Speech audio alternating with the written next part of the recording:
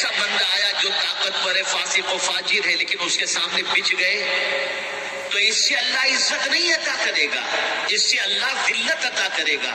لیکن اگر کوئی اللہ کی طاقت کے سامنے بچ جائے تو مولا اسے اٹھا کر عزت کی سربلندی عطا کر دے گا. جھکو اس کے سامنے، کچھ نہ سمجھو خود.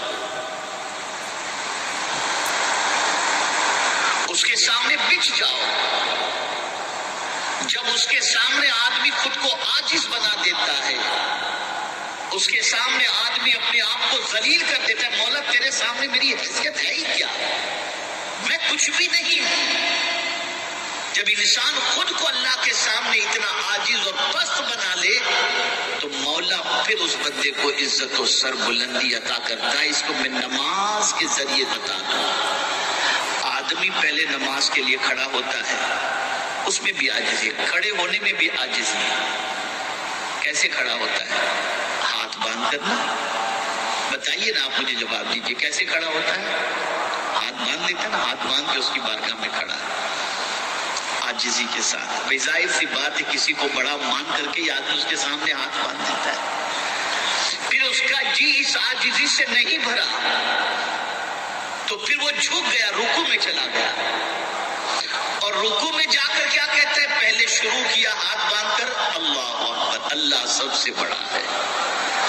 رکوع میں گیا تو کہا سبحان ربی العظیم، جھک کر کہہ رہا ہے میں کسی اور کے سامنے نہیں جھکا، پاک ہے وہ ذات جو میرا رب ہے اور سب سے عظمت والا ہے.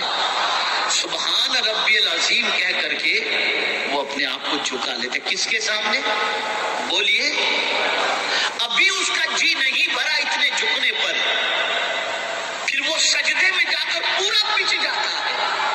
اب صرف گردن نہیں جھکتی، اب گھٹنے بھی جھک گئے، ہاتھ بھی جھک گیا، سر بھی جھک گیا، ناک بھی جھک گیا، آنکھیں بھی جھک گئی. گویا پورا اپنے رب کی بارگاہ میں اس نے اپنے آپ کو بچھا دیا اور بتا دیا میرے نزدیک کوئی بڑا نہیں ہے، تو ہی بڑا ہے. میں عاجز ہو کر، پست ہو کر تیرے سامنے جھک گیا ہوں. تو رب فرشتوں سے فرماتا ہے جو میرے سامنے اس طرح سے عاجز ہو کر کے بچ جائے، کیا میں اسے عزت عطا نہ کروں؟ فرشتوں گواہ ہو جاؤ، میں نے اس کو بلندی عطا فرمائی. اسی لیے آپ دیکھیں رکوع میں سبحان ربی العظیم، سجدے میں سبحان ربی الاعلی.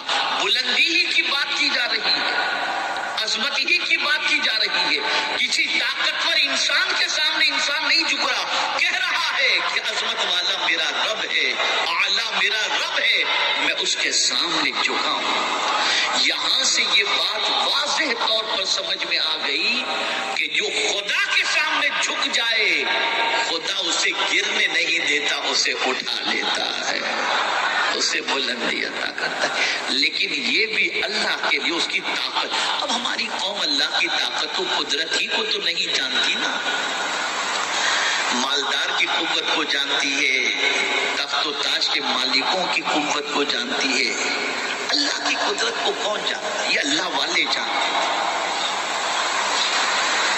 اللہ کی طاقت کو اللہ والے جانتے تھے، اللہ کی قدرت کو اللہ والے جانتے تھے. اب میں یہاں آپ کو بتاؤں تو آپ کو حیرت ہوگی. ہمارا حال کیا ہے؟ ہمارا حال یہ ہے کہ کچھ ہمیں شہرت مل گئی، کچھ دولت مل گئی، کچھ اقتدار مل گیا، کچھ عہدہ مل گیا، تو ہماری پوزیشن تھوڑی سی الگ ہو جاتی ہے. پھر ہم خود کو کچھ سمجھنے لگتے ہیں، بہتر سمجھنے لگتے ہیں، بہتر. لیکن میں آپ کو بتاؤں گا تو حیرت ہوگی. ایسا ہی معاملہ حضرت بایزید بسطامی علیہ الرحمہ کے ساتھ ہوا. حضرت بایزید بسطامی رحمت اللہ تعالی علیہ دریا کے کنارے سے تشریف لے جا رہے تھے تو آپ نے دیکھا کہ ایک شخص ایک عورت کے ساتھ بیٹھا ہوا ہے اور قریب ہی کے اندر ایک بوتل پڑی ہوئی ہے. دریا کے کنارے، عورت ساتھ میں اور بوتل. مان ذہن میں ایک خیال آ گیا، عجیب آدمی ہے، اسے ذرا بھی خیال نہیں. اور اور یہ خیال آ گیا میں تو کم سے کم اس سے بہتر ہوں. توجہ چاہوں گا جملے پر.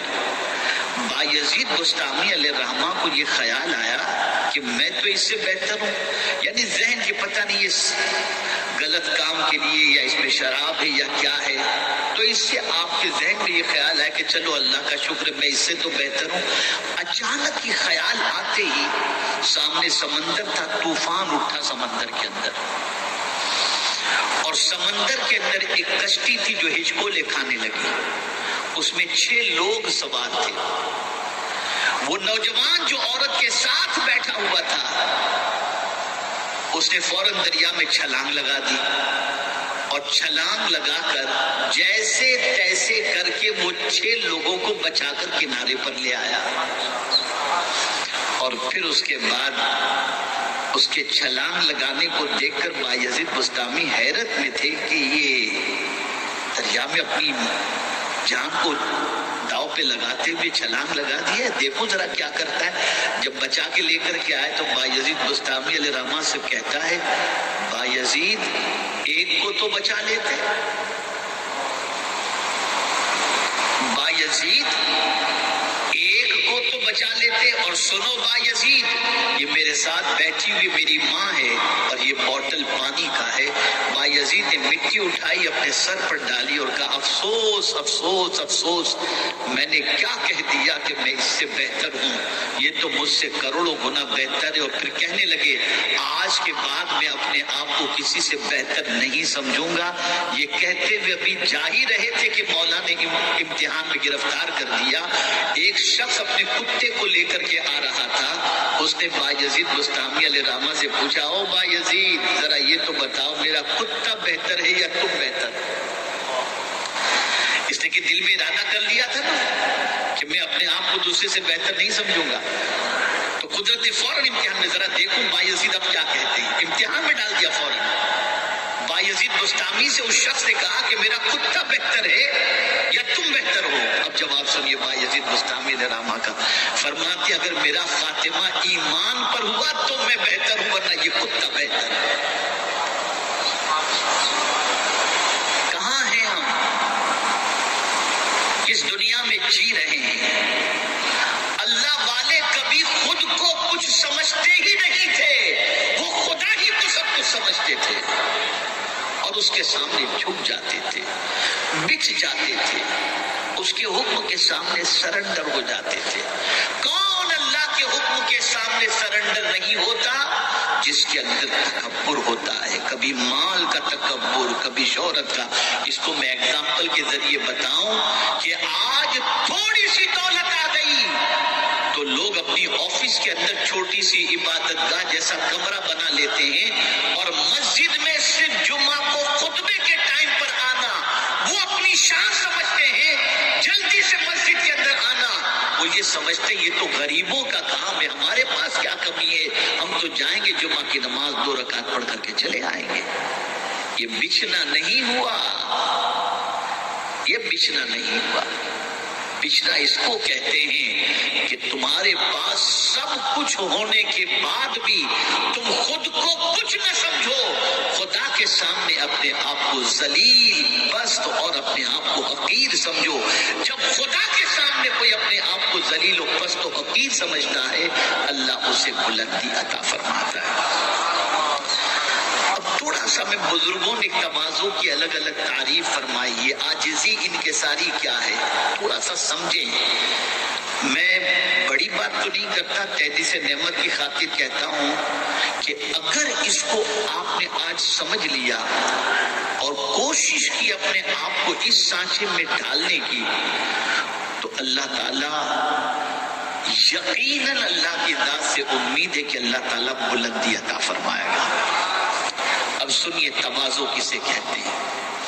حضرت شیخ فضیل بن عیاض علیہ رحمہ فرماتے بڑے زبردست محدث گزرے ہیں, بڑے زبردست. مدینہ منورہ کے اندر مسجد نبی شریف میں درس دیا کرتے تھے, اور جس راستے سے حضرت فضیل بن عیاض گزرتے تھے نا, اس راستے میں جانور کبھی پلیدی نہیں کرتا تھا.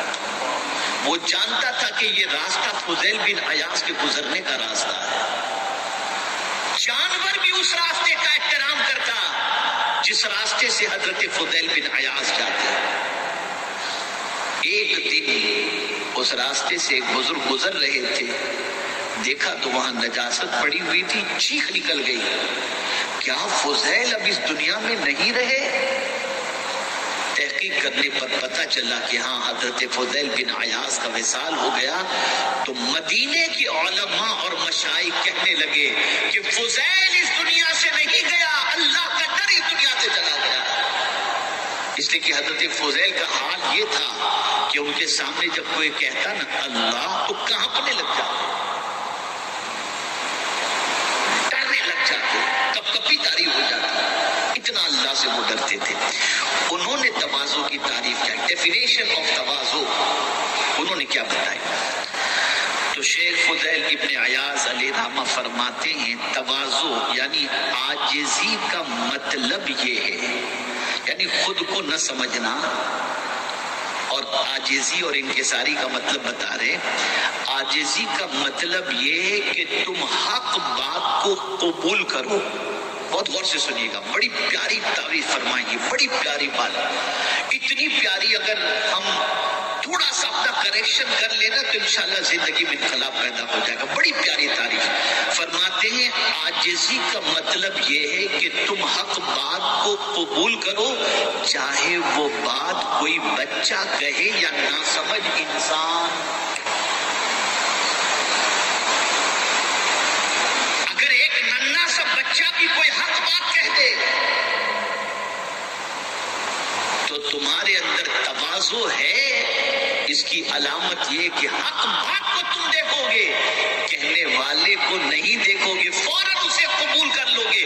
اگر یہ قبول کرنے کا جذبہ تمہارے اندر پیدا ہو گیا اور تم نے قبول کر لیا تو اللہ تمہیں بلندی عطا فرمائے.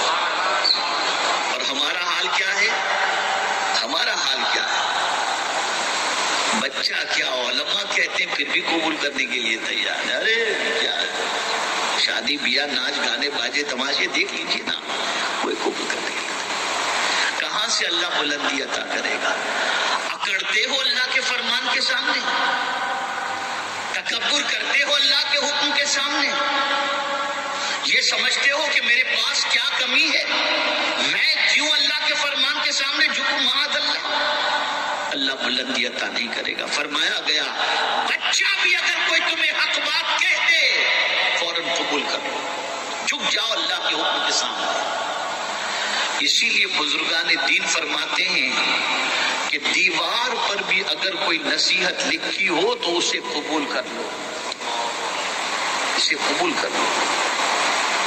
اور اگر تم نے قبول کر لیا تو یوں سمجھو کہ اللہ عز و جل نے تم کو تواضع کی دولت سے مالا مال فرمایا ہے، اور اس کے عوض میں اللہ عز و جل عزت و سربلندی عطا فرمائے گا. اور آگے ایک بزرگ فرماتے ہیں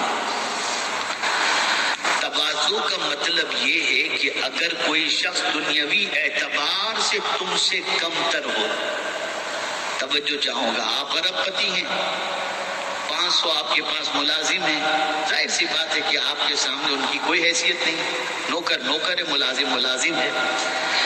اب تواضع کسے کہتے ہیں؟ تواضع کا مطلب یہ ہے کہ اگر کوئی شخص دنیاوی اعتبار سے تم سے کم تر، یعنی تم سیٹھ ہو، سامنے والا تمہارا نوکر ہے، کم تر ہے، تو تم اس سے نرمی اور عاجزی سے پیش آؤ. نوکر سے بھی نرمی اور عاجزی سے پیش آؤ. یہ کبھی نہ سوچنا کہ میں سیٹھ ہوں اور یہ نوکر. جسے پروردگار نے مالک کونین بنا کر کے بھیجا ہے وہ مصطفیٰ جان رحمت صلی اللہ علیہ وسلم کبھی اپنے خادموں کو خادم سمجھے ہی نہیں، بلکہ خادموں کو انسان ہی سمجھا. حضرت انس فرماتے ہیں کہ میں 8 سال کی عمر سے لے کر یا 10 سال کی عمر سے کم و بیش 10 سال تک حضور کی خدمت میں رہا. 10 سال تک غلطیوں پر غلطیاں. اب ظاہر سی بات ہے کہ 8-10 سال کے بچے سے غلطیاں نہیں ہوں گی تو کیا ہوگا. لیکن کہتے ہیں میرے آقا صلی اللہ علیہ وسلم کے بارے میں اتنی غلطیاں مجھ سے ہوئی کہ جس کی کوئی انتہا نہیں، لیکن سرکار نے کبھی مجھے اوف بھی نہ کہا. اب بیٹھ جائیں جہاں جگہ ملے بیٹھ جائیں.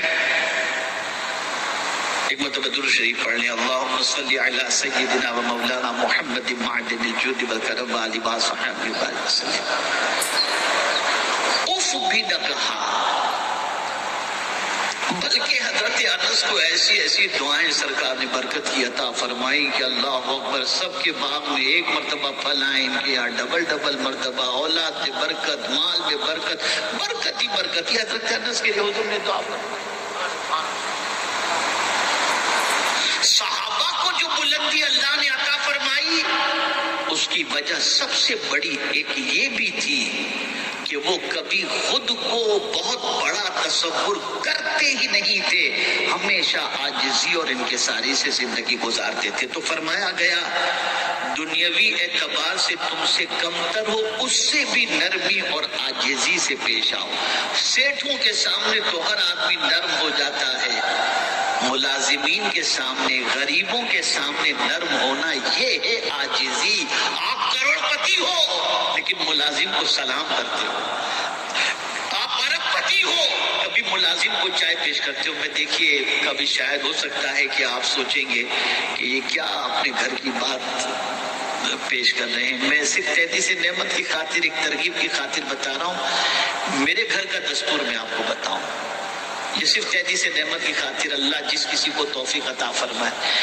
میرے یہاں کام والی جب آتی ہے نا کام کرنے کے لیے، تو اس کے کام کے شروع کرنے سے پہلے میری اہلیہ اس کو چائے بنا کر کے دیتی ہے. یہ آج کا دستور.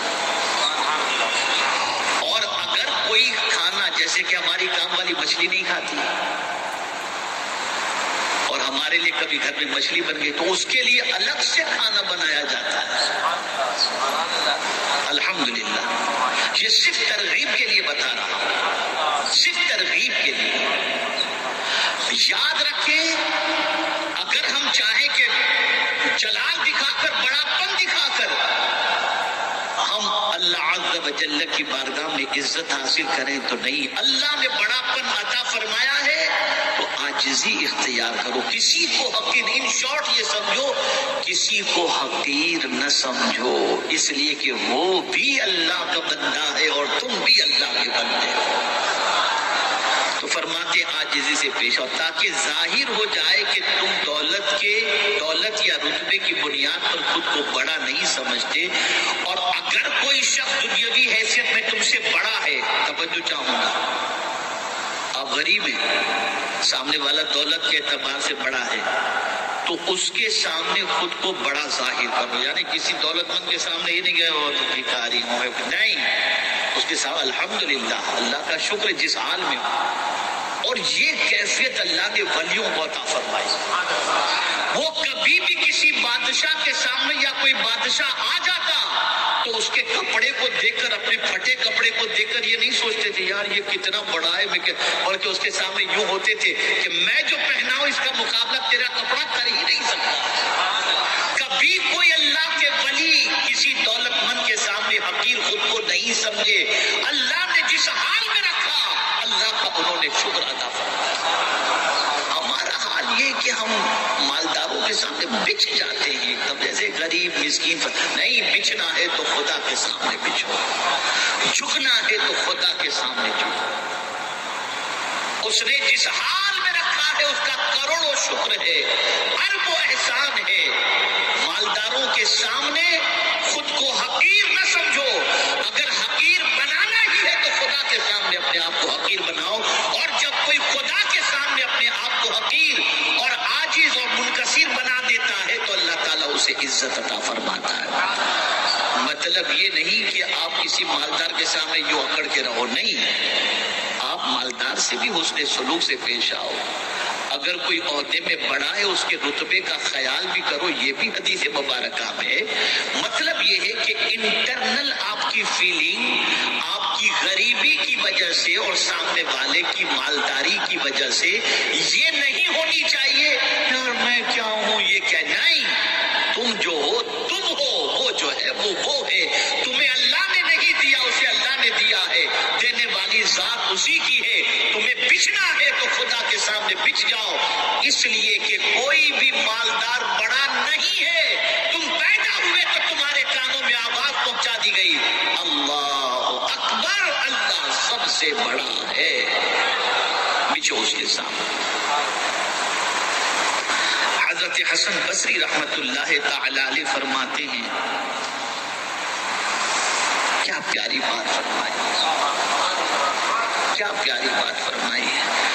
ارشاد فرماتے ہیں کہ تواضع یہ ہے کہ جب تم باہر جاؤ تو جس کسی کو دیکھو اس کو اپنے سے بہتر سمجھو، جس کسی کو دیکھو اسے اپنے سے بہتر سمجھو۔ اور یہ بات یاد رکھیں، یہ آسان کام نہیں ہے۔ دنیا میں بھی اگر کوئی رتبہ ہم کو چاہیے، کوئی اسٹیٹس ہو، کوئی مقام چاہیے تو بڑی قربانی دینی پڑتی ہے، یوں ہی بڑا رتبہ نہیں مل جاتا۔ ایسے ہی اپنے آپ کو کمتر سمجھنا یہ بہت ڈیفیکلٹ ہے، بہت مشکل ہے، بہت مشکل ہے، بے پناہ مشکل ہے، لیکن اگر کوئی یہ کر لے تو اللہ اسے بلندی عطا فرماتے ہیں۔ اب تھوڑا سا قرآن و حدیث کی روشنی میں تواضع کے بارے میں سماعت فرما لیں، ٹاپک بڑا لمبا ہے، لیکن میں چاہوں گا کہ اسی ٹاپک پر تھوڑا سا آپ کو ٹپ میں سمجھا دوں تاکہ کچھ چینجز اپنے اندر آپ لانے کی کوشش کریں۔ پہلی چیز آپ یاد رکھیں، کبھی یہ نہ سوچیں کہ میرا نوکر پہلے مجھے سلام کرے، ہمیشہ کوشش کریں کہ نوکر کو پہلے آپ سلام کریں۔ یہ بہت ایزی فارمولا آپ کو بتاتا ہوں۔ کبھی کوئی امیر یہ نہ سوچے کہ غریب مجھے سلام کرے، ہر امیر یہ سوچے میں پہلے غریب کو سلام کروں۔ کوئی یہ نہ سوچے کہ یہ مسجد کا خادم، اس کی کیا حیثیت، بے دے سے بات نہیں کرنا، رسپیکٹ سے بات کرو، اچھی طریقے سے بات کرو۔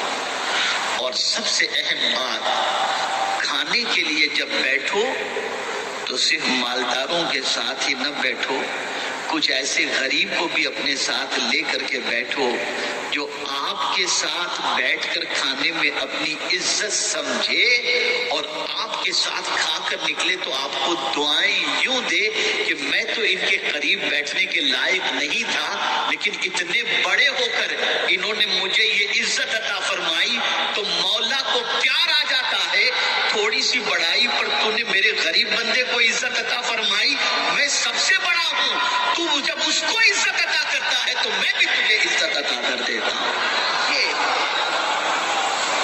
یہ ہے پالیسی۔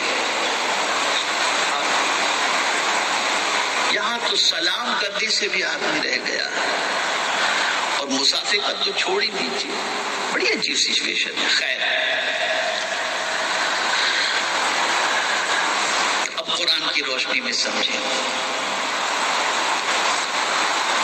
تواضع کسے کہتے ہیں۔ اللہ عز و جل نے حضور صلی اللہ علیہ وسلم سے فرمایا، آقا کریم صلی اللہ علیہ وسلم سید المتواضعین سے فرمایا،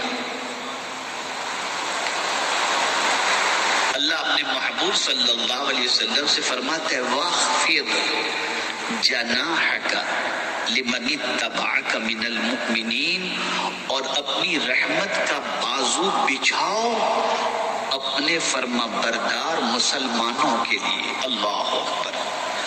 یہ نہیں فرمایا کہ خالی عثمان غنی کے لیے بازو کو بچھاؤ، یہ نہیں فرمایا کہ خالی عبد الرحمن ابن عوف کے لیے بازو بچھاؤ، یہ فرمایا کہ جو بھی مسلمان آپ کی پیروی کرتا ہے میرے محبوب اپنے بازوؤں کو ان کے لیے بچھا دو، بچھا دو۔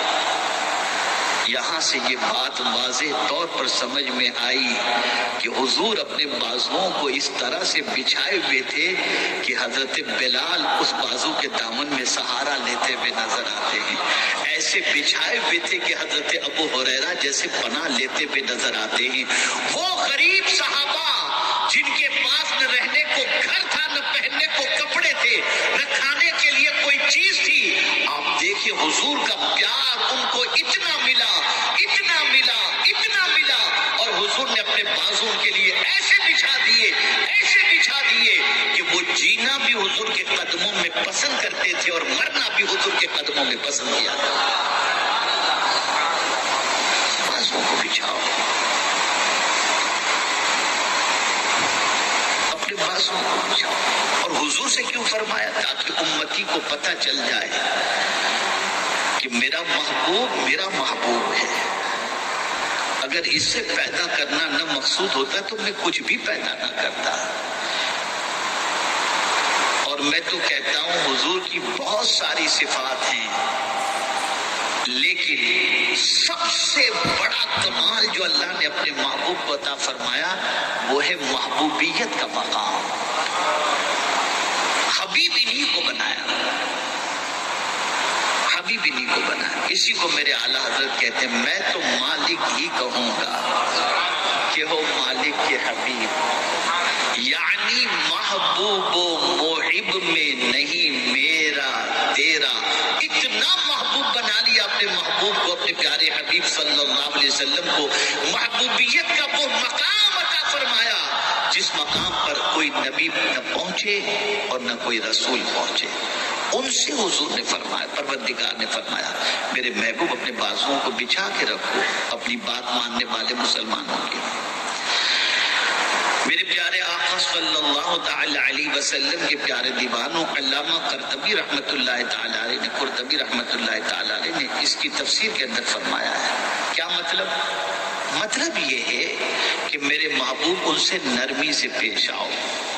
اب حضور کیسی نرمی سے پیش آتے تھے آپ کو بتاؤں گا تو عقل دنگ رہ جائے گی، بتاؤں گا نا تو عقل دنگ رہ جائے گی۔ غلطیاں ہوتی ہیں،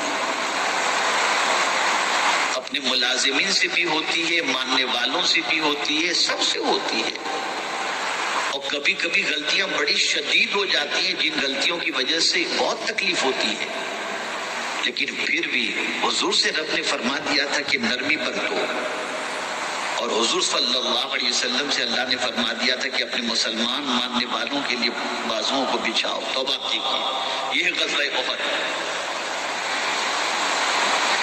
اب غزوہ احد کے موقع پر ایک پہاڑ پر 70 صحابہ کو سرکار صلی اللہ علیہ وسلم نے مورچہ سنبھالنے کے لیے کہہ دیا تھا اور کہا تھا کہ جب تک میں نہ کہوں تم اترنا نہیں۔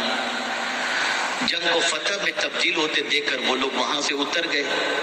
خالد بن ولید اسلام قبول نہیں کیے تھے، انہوں نے یہ مورچہ خالی دیکھا اور پھر یہاں سے انہوں نے حملہ کیا اور کم و بیش 70 صحابہ حضور کی بات نہ ماننے کی وجہ سے شہید ہو گئے۔ جن صحابہ نے حضور کی بات اس اعتبار سے یعنی قصدن نہ ماننے کی غرض سے نہیں، اپنی سوچ کے اعتبار سے انہوں نے یہ سمجھا کہ جنگ میں فتح تو ہو گئی ہے، اب یہاں رہ کر کیا، چلو نیچے اتر جاتے ہیں، اس اعتبار سے وہ نیچے اتر گیا۔ اور حضور نے فرمایا تھا جب تک میں نہ کہوں مت اترنا، اس پر سے ان کی توجہ ہٹ گئی اور 70 صحابہ اس وقت شہید ہو گئے۔ اب آپ مجھے بتائیے ان شہید ہونے والوں میں سرکار صلی اللہ علیہ وسلم کے چہیتے چچا حضرت سیدنا امیر حمزہ بھی تھے، ان شہید ہونے والوں میں حضرت مصعب ابن عمیر بھی تھے، ان شہید ہونے والوں میں حضرت عبداللہ بن جحش رضی اللہ تعالیٰ عنہ یہ بھی تھے، یہ سب تھے۔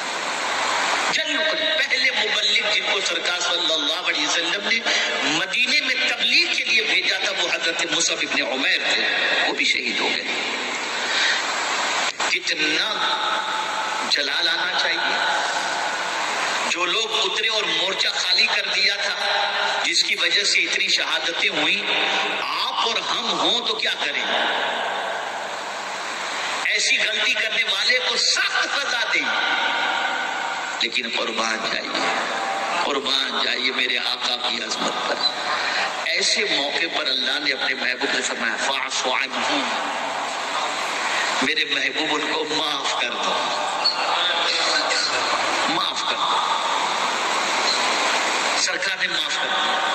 اب دیکھیے سائیکولوجیکل پوائنٹ آف ویو سے بتا رہا ہوں، کبھی کبھی ایسا ہوتا ہے کہ انسان کو اگر آدمی زبان سے کہہ بھی دے کہ میں نے تجھے معاف کیا، تب بھی سامنے والے کو ایسا ہوتا ہے کہ پتہ نہیں معاف تو کر دیا لیکن ناراض تو نہیں ہوں گے، ابھی اندر ناراضگی تو موجود نہیں ہے۔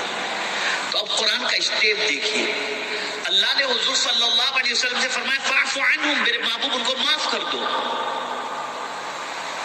لیکن ہو سکتا ہے کسی کے ذہن کے اندر یہ ہو حضور نے معاف تو کر دیا شان مصطفی کی بنیاد پر، لیکن کہیں سرکار صلی اللہ تعالی علیہ وسلم کے چچا کی شہادت کی وجہ سے حضور کے دل میں کہیں ہمارے لیے غصہ تو نہیں ہے، تو رب نے اس کو بھی دور کرنے کے لیے فرمایا میرے محبوب فاستغفر لہم، ان کے لیے مغفرت کی دعا بھی کر دو، یعنی معاف بھی کرو اور مغفرت کی دعا بھی کرو۔ اب یہاں بھی سائیکولوجیکل پوائنٹ آف ویو سے دیکھا جائے تو ابھی بھی طبیعت کا بوجھ ہلکا نہیں ہوا، تو رب نے فرمایا میرے محبوب وشاورہم فی الامر، ان سے ایڈوائز بھی لے لو، مشورہ بھی لے لو کہ اب آگے کا پروسیجر کیسے کرنا چاہیے۔ حضور صلی اللہ علیہ وسلم نے ان سے مشورہ بھی لیا۔ اب یہاں یہ بتایا جا رہا ہے اتنی بڑی غلطی کے بعد، اتنی بڑی کوتاہی کے باوجود بھی مصطفیٰ جان رحمت صلی اللہ علیہ وسلم اپنے صحابہ کے لیے کتنے نرم تھے اور کس طریقے سے حضور ان کے ساتھ پیش آتے تھے۔ تو مراد یہ ہے کہ میرے محبوب ان لوگوں کے لیے نرمی برتو اور نرمی اور تواضع اختیار کرو۔ میرے آقا صلی اللہ تعالی علیہ وسلم بہت اپنے صحابہ سے محبت فرماتے، اتنی محبت فرماتے جس کی کوئی انتہا نہیں۔ تو ایک حکم تو یہ آیا جو فرما بردار ہیں ان کے لیے اپنے بازوؤں کو بچھا دو۔ اب آگے آپ دیکھیں میرے پیارے آقا صلی اللہ تعالی علیہ وسلم کے پیارے دیوانوں، تواضع ایک یہ بھی ہے، تواضع ایک یہ بھی ہے۔ امام طبری کہتے ہیں کہ تواضع میں دین اور دنیا کی بھلائی پوشیدہ ہے، اگر لوگ دنیا میں اس کو استعمال کریں تو ان کے دل سے کینہ حسد ختم ہو جائے اور فخر و مباحات نہ کریں۔ یعنی اگر کسی کے اندر تواضع ہے تو اس کے لیے ایک آئینہ ہے کہ میں متواضع ہوں کہ نہیں ہوں، میں متواضع ہوں کہ نہیں ہوں، مجھے اپنے بارے میں جاننا ہے۔ تو کچھ کرنے کی ضرورت نہیں، آئینہ سامنے رکھو اور تھوڑا سا دیکھو اپنے دل کے اندر، تھوڑا سا کہ دل میں کینہ ہے کسی کے لیے، دل میں کسی کے لیے حسد ہے، دل میں کسی کو حقیر جاننے کا جذبہ ہے، تو سمجھ لینا کہ بھئی آپ متواضع نہیں۔ اور اگر دل ان چیزوں سے خالی ہے، دل ان چیزوں سے خالی ہے کہ کسی کے لیے نہ حسد ہے، نہ کینہ ہے، نہ کسی کو حقیر سمجھنا ہے، تو بس اللہ کا شکر ادا کرو کہ اللہ نے وہ دولت عطا فرما دی جسے تواضع کہتے ہیں، اور اس دولت کی بنیاد پر اللہ دنیا میں بھی عزت اور آخرت میں بھی عزت عطا فرمائے۔